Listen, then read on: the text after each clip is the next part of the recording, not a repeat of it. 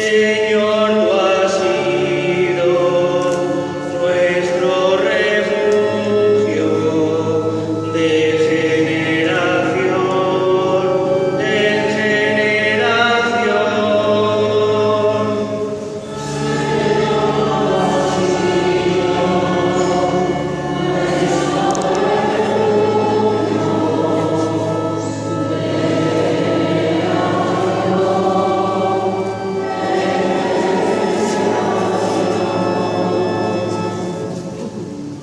Tú reduces el hombre a polvo,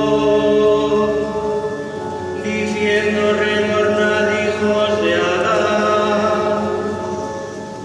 1000 años en tu presencia son un ayer que pasó, una vela nocturna.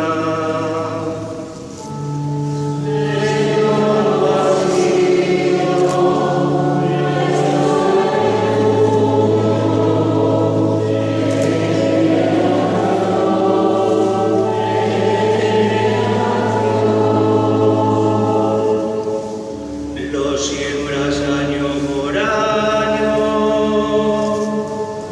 como hierba que se renueva, que florece por la mañana